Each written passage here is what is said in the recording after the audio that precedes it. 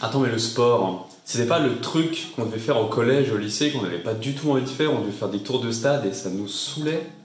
Si, exactement. Le sport, c'est ça. Mais le sport, c'est bien plus que ça. Le sport, c'est une manière de bouger, de t'exprimer, de faire circuler la lymphe dans ton corps, de faire circuler l'énergie, de te muscler, de te donner un capital muscle pour la suite, d'augmenter ton système immunitaire. Enfin, le sport a tellement de bienfaits sur la santé que c'est pas moi qui vais en parler aujourd'hui, c'est les jeunes pousses. Et si la vidéo t'a plu, laisse un gros like, laisse un gros pouce en l'air à la fin de cette vidéo. Et surtout, à la fin de la vidéo, va bien voir dans les liens dans la description, et seulement à la fin de la vidéo, hein, regarde bien la vidéo jusqu'au bout, va voir dans les liens dans la description et trouve leur lien vers leur compte Instagram, leur compte YouTube et leur compte Facebook pour aller leur donner un maximum de soutien parce qu'ils en ont vraiment besoin, ils ont travaillé très dur pour faire cette vidéo. Moi je te laisse là, jeune pousse, on se retrouve à la fin de la vidéo. Oh Louis, qu'est-ce que tu fais? J'ai la guitare. Mais aujourd'hui on fait une vidéo sur le sport, Louis. Ah merde. Oh bah non, tiens, ça. Reviens. Pose ta guitare là. Hello les jeunes pousses. Donc aujourd'hui je vous parle du sport et du bien-être. Alors donc avant ma convalescence, je faisais surtout du yoga et du Kundalini yoga. Donc le Kundalini c'est un yoga qui est axé surtout sur la respiration du feu.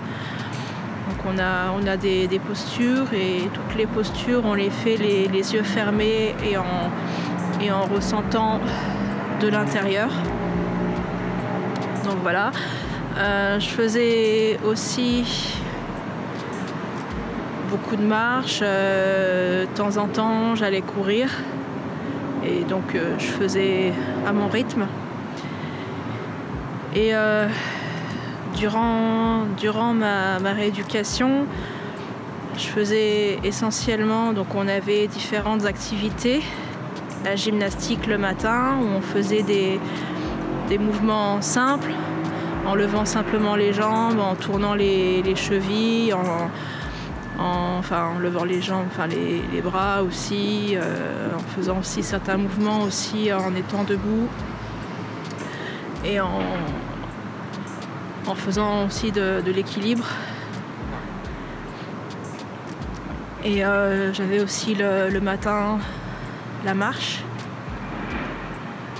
La marche le matin. Alors au début, c'est vrai que mon cœur était très, très essoufflé.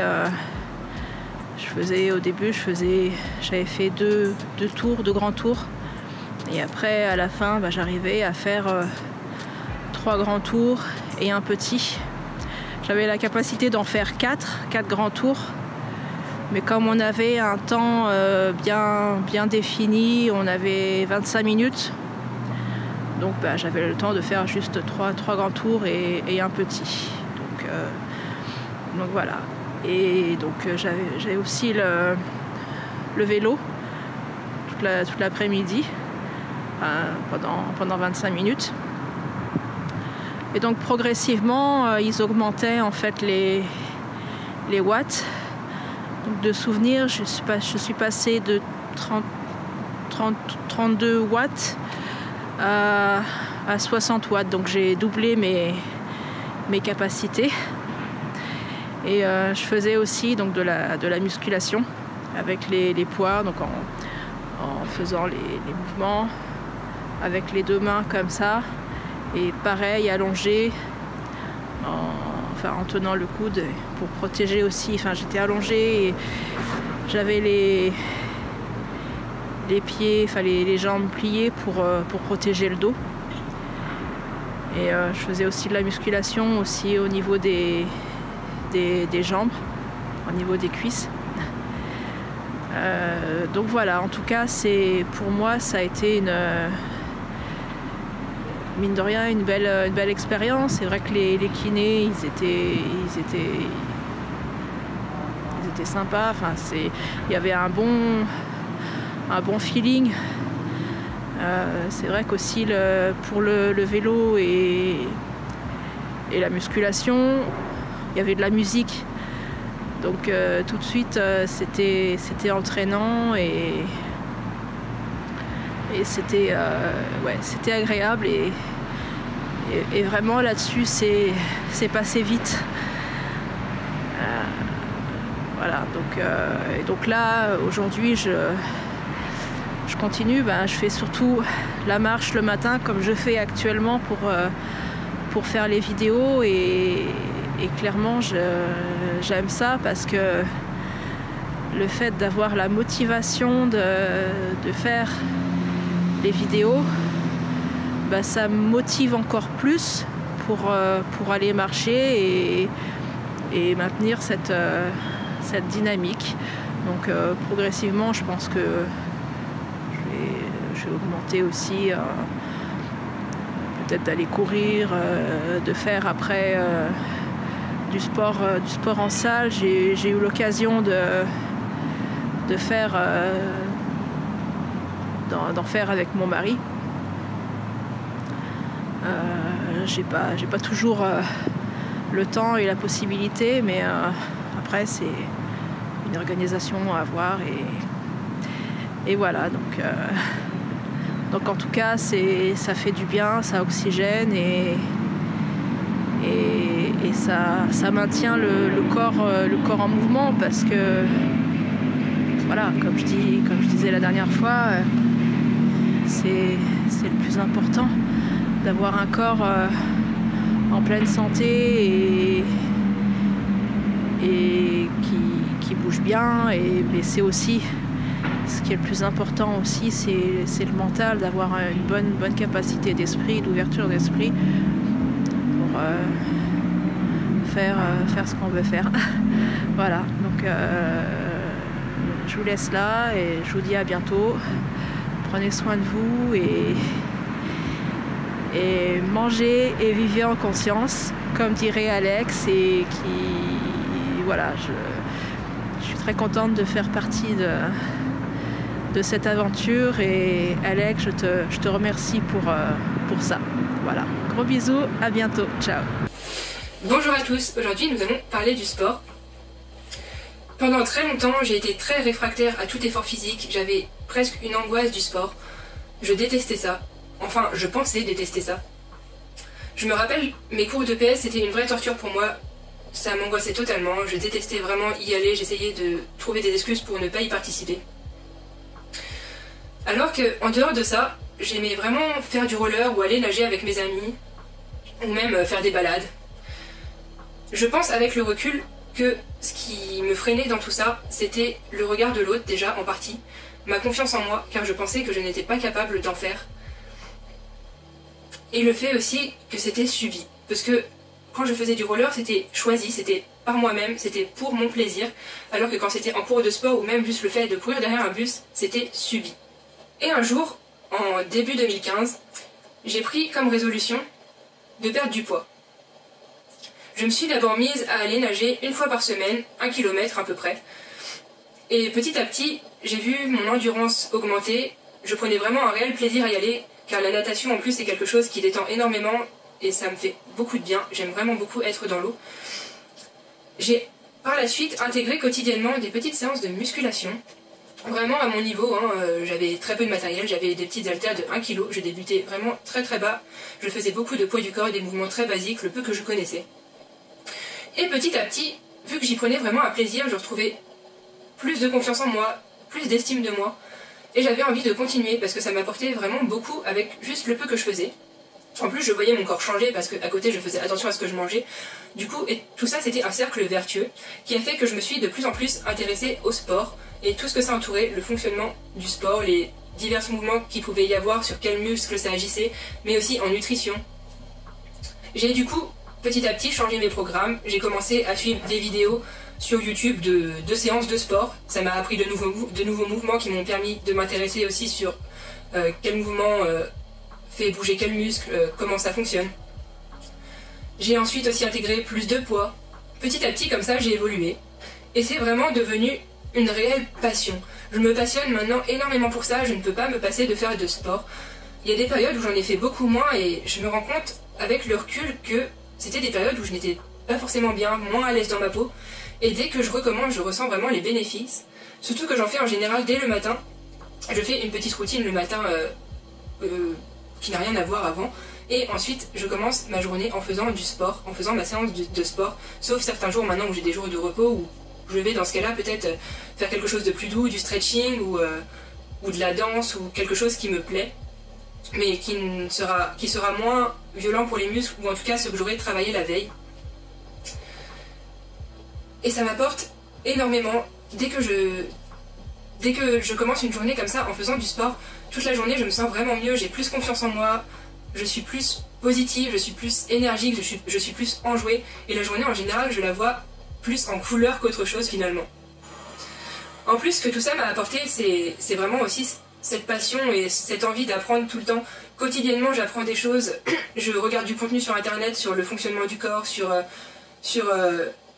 le sport en général, et ça me passionne, et maintenant j'ai envie de me former dans ça, tellement c'est devenu un réel plaisir. Et je sais que quand on vient m'interroger sur comment réaliser un mouvement ou n'importe quelle question, si je peux répondre, je réponds, et je le fais avec un énorme plaisir. Et c'est à force d'avoir ce schéma-là que je me suis rendu compte que c'est peut-être ça vers quoi je dois me tourner professionnellement, aider les autres à ce niveau, tout en prenant en compte à côté mon plaisir à moi de faire du sport chez moi quotidiennement. Maintenant j'ai beaucoup plus de matériel qu'avant, j'ai beaucoup plus de poids, des poids beaucoup plus lourds que j'augmente assez régulièrement maintenant. J'ai plein d'autres petits matériels comme des élastiques, une barre de traction, un ballon, enfin tout un tas de choses. Et je m'amuse totalement, je découvre tout le temps des nouveaux exercices, j'en cherche par moi-même, j'en découvre sur internet, j'en découvre dans des livres aussi. Et vraiment je m'amuse parce qu'en plus j'ai des objectifs personnels qui sont vraiment très encourageants. Ça me motive au quotidien. J'ai par exemple actuellement l'objectif de réussir à faire une traction, c'est quelque chose qui m'est vraiment très difficile, c'est un des exercices les plus compliqués pour moi pour l'instant que je connais. Ça fait des mois que je m'entraîne et je n'y arrive pas. Du coup tout le temps je cherche à comprendre pourquoi je n'y arrive pas et comment je peux améliorer mon entraînement pour y arriver. J'ai d'autres exercices, d'autres objectifs aussi également, par exemple réussir à faire un handstand, c'est-à-dire tenir sur les mains pour ceux qui ne savent pas. J'ai aussi des objectifs en danse. Depuis là maintenant quelques semaines je me suis mis à apprendre la danse par moi-même parce que je n'ai pas la possibilité de prendre des cours. Du coup je prends des informations et des petits tutoriels sur YouTube et je m'entraîne toute seule et je vois le progrès, et ça c'est tellement gratifiant. Je pense que se donner des petits objectifs comme ça en sport, des objectifs de performance et même juste des objectifs sur la durée, juste se dire je vais faire 3 fois ce sport par semaine et s'y tenir, c'est énormément gratifiant, ça vous revalorise parce que vous vous y tenez et vous arrivez à avancer vers un but, et ça du coup augmente l'estime de soi. C'est vraiment super puissant. Du coup voilà, pour résumer, je pense que le sport c'est vraiment quelque chose de très bénéfique, que ce soit pour la santé du corps, pour sa santé à soi, mais aussi pour tout ce qui est état émotionnel, pour le psychique, pour se revaloriser, pour reprendre de l'estime de soi. Et si je peux vous donner un conseil, c'est de ne pas faire quelque chose qui ne vous plaît pas, en tout cas. C'est pas parce qu'en ce moment c'est la mode d'aller à la salle de sport et de faire de la musculation que vous devez en faire. Le plus important c'est de faire un sport qui vous plaît à vous, qui vous motive, parce que si vous faites quelque chose qui ne vous plaît pas, vous ne tiendrez pas sur la durée. Et mettez-vous des objectifs pas trop grands, et surtout, avant d'arriver vers un objectif plus grand, faites-vous un programme, écrivez les petites étapes pour y aller. Par exemple, pour réaliser une pompe, d'abord, pensez à, si vous partez vraiment de zéro, dites-vous d'abord je veux réussir à faire une pompe sur les genoux, ou une pompe inclinée, ou vraiment toutes les étapes qu'il y a avant, prenez étape par étape pour pas vous démotiver. Après je parle de pompe ou d'exercices de musculation parce que c'est ce que je connais, mais c'est valable dans tous les sports, dans tous les domaines. Je fais également de la danse, en plus de faire de la danse toute seule chez moi, je fais depuis 3 ans maintenant du West Coast Swing, qui est une danse qui se danse à 2. Et c'est pareil, on ne peut pas danser comme les professionnels ou nos professeurs dès le début, il faut vraiment y aller étape par étape et voir la progression petit à petit, et c'est ça qui est génial, de voir à quel point notre corps est merveilleux et progresse et est tellement bienveillant envers nous. Alors, soyez bienveillants envers lui. Voilà pour le petit mot de la fin, je vous dis à bientôt dans une prochaine vidéo. Excusez-moi les amis, j'étais complètement perdu. Bon, c'est pas grave. Bonjour les amis, bonjour à tous. Alors aujourd'hui, petite vidéo, nouvelle vidéo. Donc on va parler des bénéfices du sport et des bien-être que cela nous amène. Du coup, je suis toujours en train avec mon frère jumeau Anthony. Et aujourd'hui, on a un invité d'honneur, Louis. Du coup, première question, toi Louis, aujourd'hui, qu'est-ce que tu fais comme sport et quels sont les bénéfices que tu retires de tous les sports que tu peux faire? Ouais, moi je pratique tout ce qui est sport fonctionnel, donc on va se rapprocher du crossfit. Voilà. Crossfit, sport de combat, marche, voilà. Tout ce qui est vraiment avec le intense, cours intense, efficace, travailler le cœur avant tout et les muscles aussi, hein, tout petit peu. Musculairement le cœur, musculairement profondément aussi dans le cœur, dans le corps. Ce qui est muscles profonds, efficaces quoi. Parce que, non pas que des muscles superficiels, esthétiques, mais des muscles vraiment profonds qui vont te soutenir une bonne proprioception, donc un bon maintien. Si on fait simple, un bon maintien de squelettique, du squelette, des articulations, tout ça, ça roule. Voilà. Et du coup, quels sont les bénéfices que tu retires Moi, le facteur numéro 1 que je retire du sport, c'est avant tout pour la santé, mais la santé aussi mentale, la santé psychologique. Voilà. Pas que la santé, pas que la santé psychique, physique, mais la santé aussi mentale. Et donc voilà, parce que moi, j'aime bien bouger, je suis quelqu'un qui j'ai toujours aimé bouger, être dans le mouvement, être dans l'action. Et donc, je ne vois pas forcément me passer de sport. Parce que c'est quand même quelque chose que je suis important. Ça t'apporte un plaisir quotidien. Voilà, exactement, un plaisir. T'en as besoin. Voilà, c'est ça, j'en ai besoin et ça me fait du bien. Et ça permet aussi d'être dans un état un peu plus méditatif aussi. Au-delà que l'on fait de la méditation aussi à côté. Mais voilà, tous les bienfaits vraiment au niveau de la santé, du psychique. Déconnecter un peu le mental, se focaliser sur sa propre séance de sport.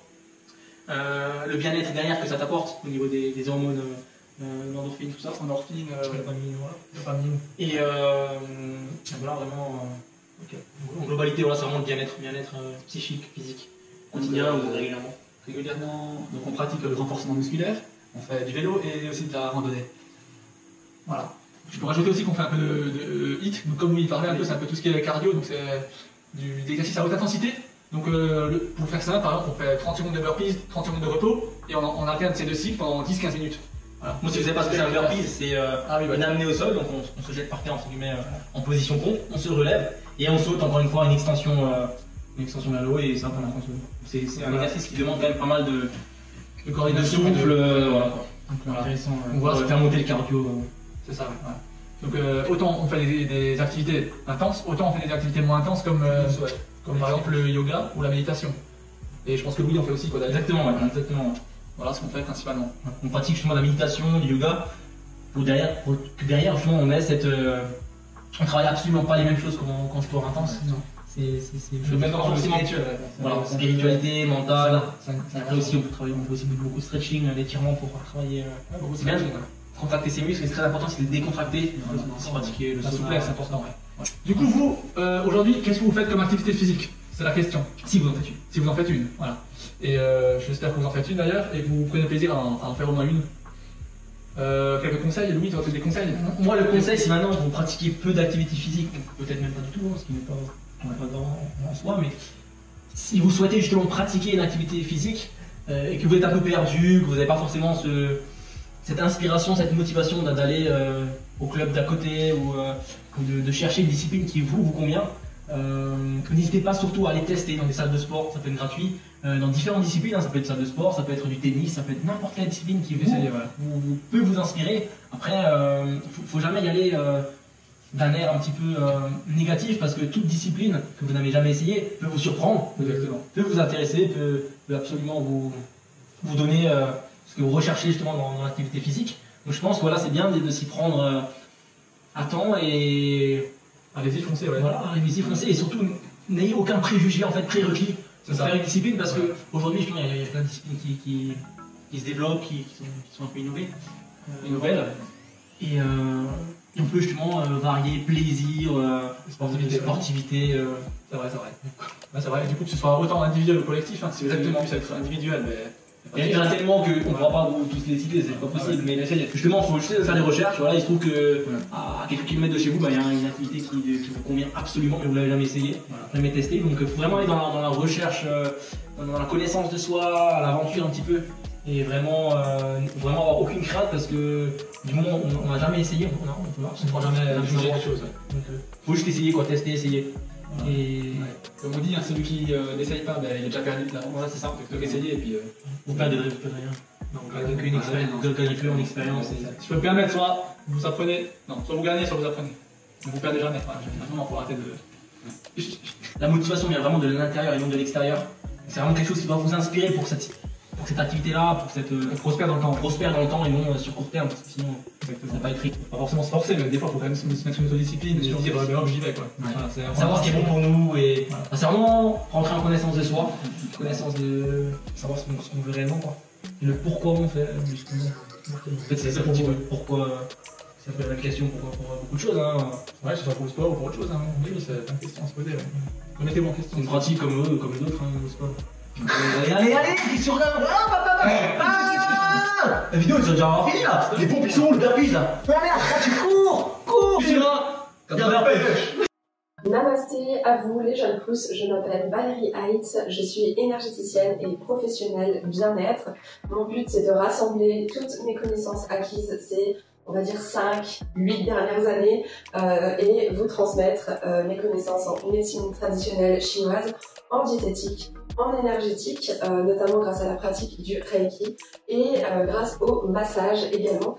Tous ces domaines me permettent d'avoir une approche holistique de votre santé, de votre bien-être. Je fais également beaucoup de prévention santé, chose qui est un petit peu moins développée en France et qui arrive de plus en plus et que j'essaye d'encourager à ma façon. Tout ça dans le but de vous accompagner vers un mieux-être et surtout vers une meilleure version de vous-même sur tous les plans possibles, que ce soit mental, émotionnel, psychologique, physique.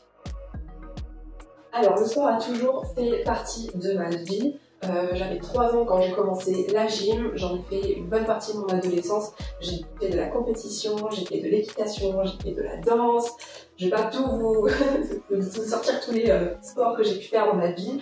Ce qui m'a aussi beaucoup marqué, c'est la reprise du sport parce que j'avais arrêté le sport pendant 3-4 ans à peu près. J'ai repris le sport, entre autres, dans un besoin de perdre du poids, parce qu'il y a 5 ans de ça, j'avais 20 kilos de plus. J'avais commencé à changer mon alimentation, et pour perdre les derniers kilos qui me restaient à perdre, et aussi pour prendre soin de moi, j'ai repris le sport. D'ailleurs, si vous voulez connaître mon histoire un petit peu plus dans le détail par rapport à cette perte de poids, je vous invite à regarder la vidéo sur le thème de la prise de conscience, qui est également sur la chaîne de Alex en conscience et qui est sortie la semaine dernière. Donc si vous voulez jeter un petit coup d'œil, c'est avec grand plaisir, vous en saurez plus à ce sujet-là. J'ai également pratiqué le cheerleading pendant 4 ans. C'est un sport américain qui mélange en fait de la danse, de la gym, des portées acrobatiques. C'est un sport mixte qui vient des États-Unis. Les pom-pom girls, en fait, même si on déteste ça, parce qu'on n'est pas juste des danseuses ou des danseurs avec des pompons, on fait bien plus que ça. On balance des nanas concrètement à 3 mètres du sol, elles font des figures, etc. et on les rattrape. C'est un sport très impressionnant, très physique, qui commence à bien se développer en France. J'en ai fait pendant 4 ans. J'ai eu pendant 4 ans la chance chaque année de participer au championnat de France.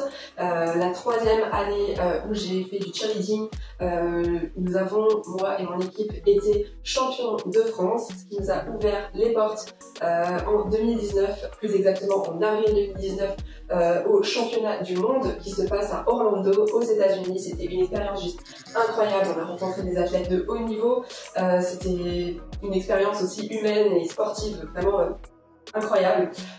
Cette même année, donc en mai 2019, on a été sacré champion de France pour la 2e fois, mais cette fois-ci en niveau élite, donc qui est le niveau le plus haut français dans ce sport. Donc voilà, c'était 4 années absolument géniales, faites de rencontres, de dépassement de soi, de difficultés, mais c'est pas de ça dont je veux vous parler aujourd'hui parce que j'aimerais vous apporter une approche un petit peu différente sur ce sujet et vous parler d'une discipline que j'ai découverte très récemment et qui va me permettre d'apporter une vision un petit peu différente et peut-être sous un autre angle du sport qui est l'ecstatic dance. Alors, qu'est-ce que l'ecstatic dance? C'est en fait une danse libre, donc c'est-à-dire que ça se fait sur des sessions 1h30, 2h généralement. Il y a des musiques qui passent pendant 1h30, 2h, suivant, voilà, il peut y avoir des DJ, parfois pas, parfois c'est un montage de musique déjà tout fait, en fonction des clubs dans lesquels vous allez, etc. Et c'est une musique qui est un petit peu, je dirais, méditative, un petit peu transcendantale. C'est une musique qui est un mix en fait de différentes influences. Il peut y avoir certaines musiques un petit peu plus orientales, il peut y avoir certaines musiques un peu plus hip-hop, il y a certaines musiques qui ont des vibes un petit peu plus africaines, musique africaine. Voilà, c'est vraiment un petit mélange de tous les styles, donc chacun s'y retrouve généralement. Et donc pendant 1h30, 2 heures, on va danser comme on veut. C'est vraiment de la danse libre, donc chacun fait ce qu'il veut. Ça peut paraître un petit peu bizarre comme ça, et autant vous dire que les premières fois que j'ai fait mes recherches sur l'ecstatic dance, quand j'ai vu les vidéos de ce que c'était, je me suis dit, oh là là, qu'est-ce que c'est que ce truc, c'est hyper perché. Pourtant, Dieu sait que je suis ouvert d'esprit, que je suis hyper branchée, spiritualité, yoga, les médecines douces, les médecines parallèles, l'énergétique, etc. Je suis hyper ouverte sur plein de trucs, le paranormal, bref, on peut me parler de beaucoup de choses. Mais quand j'ai vu ça, bizarrement, j'ai malgré tout eu ce moment de recul où je me suis dit que c'était quand même hyper chelou, hyper bizarre, hyper perché, parce que finalement on voit vraiment des gens danser et on a l'impression qu'ils font n'importe quoi, et c'est un petit peu le cas, ils font n'importe quoi, on fait n'importe quoi. Disons que, vu qu'il n'y a pas de cadre particulier, chacun vit la musique et le moment comme il en a envie, en fonction de son mood du moment, en fonction de l'énergie de la journée, en fonction des participants, en fonction de la musique, en fonction de ce qu'on a envie d'extérioriser, d'exprimer. Et en fait, c'est ça qui est absolument génial. Et je trouve que c'est une approche différente en fait du sport, de la danse en général. C'est que vraiment, le but, c'est de se connecter à soi, vraiment de rentrer en soi. Et en fonction de son énergie, en fonction de ce qu'on a envie d'exprimer, en fonction de comment on ressent la musique, on va vraiment faire des mouvements, voilà, qui nous parlent, qu'on a envie de faire. Ça peut être des mouvements lents, amples, ça peut être des mouvements saccadés, des petits mouvements. Ça peut être debout, ça peut être assis, ça peut être accroupi, ça peut être allongé. Si on veut méditer, on médite. On peut vraiment faire ce qu'on veut. Je vous invite à aller voir des vidéos sur YouTube, vous tapez Ecstatic Dance, vous verrez, moi vraiment sur le coup, j'ai eu cet élan de recul où je me suis dit waouh, c'est super bizarre, on dirait qu'ils sont tous drogués, alors que pas du tout. Pour l'Ecstatic Dance, on est justement, c'est vraiment un règlement, en fait, dans la pratique de l'Ecstatic Dance, on n'a pas le droit ni d'être drogué, ni d'avoir bu, donc on doit vraiment être clair, net, et ça doit vraiment venir de nous en fait, de qui on est vraiment. Et en observant, en ayant finalement cette réaction un petit peu de recul, que je me suis dit, bah tu sais quoi, tu vas y aller, tu vas repousser ta zone de confort, tu vas essayer de comprendre qu'est-ce qui te gêne là-dedans, et est-ce que finalement ça te gêne vraiment, si ça se trouve ça va te plaire, vas-y, essaye. Et c'est vraiment en me lançant ce défi que j'y suis allée, que je suis allée à ma première séance, et pour moi ça a vraiment été une réelle découverte, et j'ai vraiment adoré. Alors pourquoi est-ce que j'ai adoré l'Ecstatic Dance, donc cette pratique de la danse libre? Premièrement, parce qu'on sent vraiment qu'on est dans un espace de non-jugement. C'est-à-dire que c'est pas comme dans les bars, c'est pas comme dans les boîtes. Dans ce genre d'endroit, généralement, il y a quand même des codes. Il y a quand même des codes à respecter, tu peux pas faire n'importe quoi. Sinon t'es vite regardé, t'es vite jugé, tu peux être viré de la boîte. Si t'es pas habillé de telle et telle façon, tu rentres pas parce que tu rentres pas dans les codes, dans les normes de la boîte, dans le standing de la boîte, etc. Pareil pour les bars, en fonction de ton allure, tu rentres pas, en fonction de ta tronche. Tu peux pas danser n'importe comment parce que sinon tu sens bien que tu mets les gens mal à l'aise, que t'as un peu honte, etc. Là t'es vraiment dans un espace de non-jugement. J'ai commencé à te tutoyer. C'est pas grave, on va continuer sur le tutoiement si tu me le permets. J'ai commencé par vous et je continue avec tu. C'est pas grave, tu m'as compris. Mais voilà, ça j'ai vraiment apprécié ça. C'est qu'en fait tu peux être vraiment toi-même. Tu peux vraiment faire ce que tu veux, ressentir les choses comme tu veux, t'exprimer comme tu veux. Personne ne te jugera. Pourquoi? Parce qu'il y aura... Tout le monde fait la même chose en fait. Tout le monde fait des trucs chelous, tout le monde se lâche, tout le monde est soi-même. Et en fait c'est ça qui est génial, c'est vraiment une ambiance de bienveillance. Ce que j'ai aussi beaucoup aimé, c'est justement ce principe de repousser sa zone de confort. C'est dans tous les sports, dans n'importe quelle pratique sportive, on va à un moment donné devoir repousser sa zone de confort pour progresser, pour aller plus loin, etc. Là, on repousse plus sa zone de confort, pas physiquement, mais plus mentalement. On s'enlève les barrières mentales de se dire ok, là je suis en train de faire un truc chelou. Là, ce mouvement, j'ose pas le faire, il est quand même ample, je prends quand même de la place, il est bizarre, etc. Et ça, j'ai vraiment beaucoup aimé, et j'aime beaucoup c'est qu'on sort de sa zone de confort et ça nous encourage en fait à essayer de nouveaux trucs, à essayer de sentir des nouveaux mouvements, à se rendre compte que ah, mais en fait c'est agréable de faire ça, tel et tel mouvement, ah là je me sens libre, j'ouvre ma cage thoracique, ah là ça étire tel muscle, etc. Et en fait on est vraiment dans un ressenti du corps, de comment est-ce qu'on bouge, de qu'est-ce que ça fait sur notre corps. Et donc on repousse sa zone de confort, mais plus vraiment voilà, dans cet aspect, ça me gêne, mais au final j'ose le faire parce que je vois que celui d'à côté il fait un truc trop bizarre, donc pour moi ça va paraître normal en fait.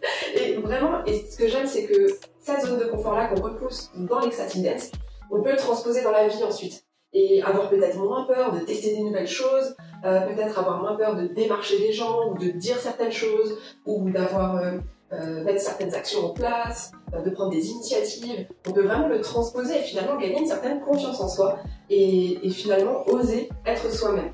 Donc ça c'est aussi quelque chose que j'apprécie beaucoup dans l'ecstatic dance. On ose vraiment être soi-même et prendre sa place.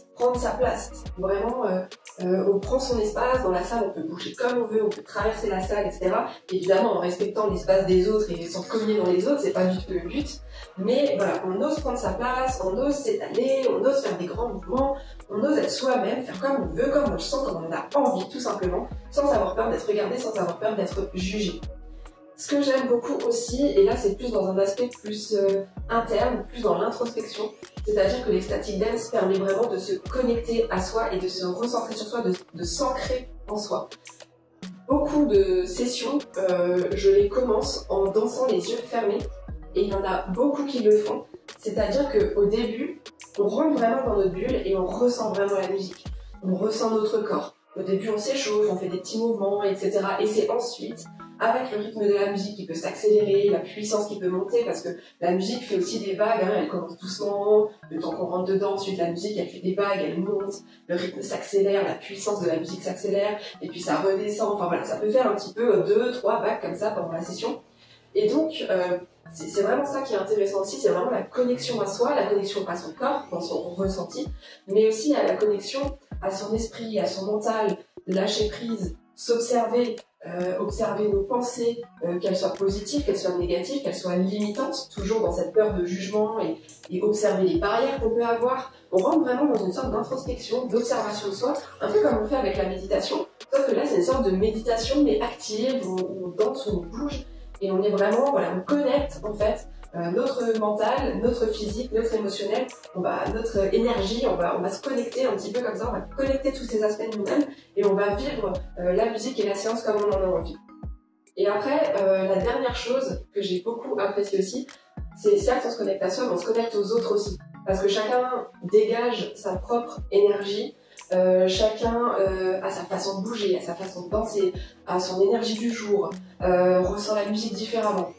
Et finalement, ça fait que toutes les énergies, finalement, circulent dans la pièce, fusionnent, la façon de bouger de l'un va nous influencer, l'énergie que l'autre va dégager va aussi avoir un impact sur nous, et nous, on va avoir un impact sur les autres.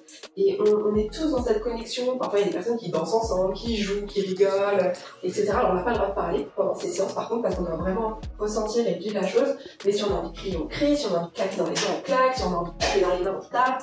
Et donc on peut échanger comme ça avec des regards, avec des bruits, avec des sourires. Et il y a vraiment cette connexion qui se fait toujours dans ce non-jugement, dans cette bienveillance. Et ça, c'est vraiment agréable aussi de recréer des connexions avec les autres, parce qu'on est quand même de plus en plus coupés les uns des autres.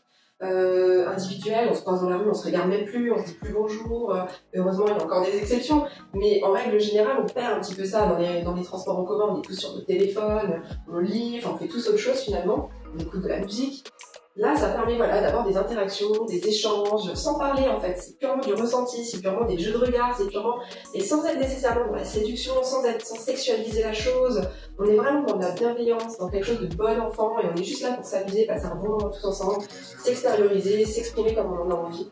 Et c'est vraiment pour toutes ces choses-là que j'ai vraiment eu un coup de cœur pour l'ecstatic dance, que ça a été pour moi une très belle découverte.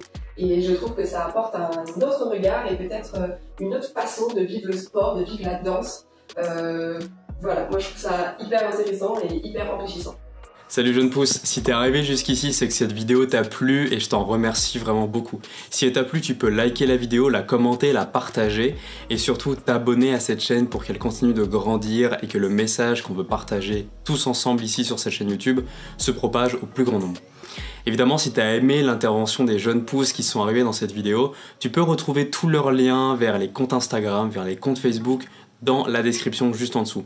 Tu déroules la petite flèche et tu vas atterrir sur leur compte Instagram, leur compte Facebook et tu peux aller t'abonner, ça va les soutenir, les encourager et ça va faire grossir leur communauté parce que eux aussi ont des messages très importants à divulguer, à partager avec un plus grand nombre. Je te remercie vraiment si tu peux le faire, je te remercie d'avoir suivi cette vidéo. On se dit à la prochaine pour toujours, comme toujours. On se dit à la prochaine comme toujours pour une prochaine vidéo, surtout mange et vis en conscience, jeune pousse. Je ne le répéterai jamais assez. On se dit à la prochaine, je te laisse là, à plus tard, ciao. Easy on the track, nigga.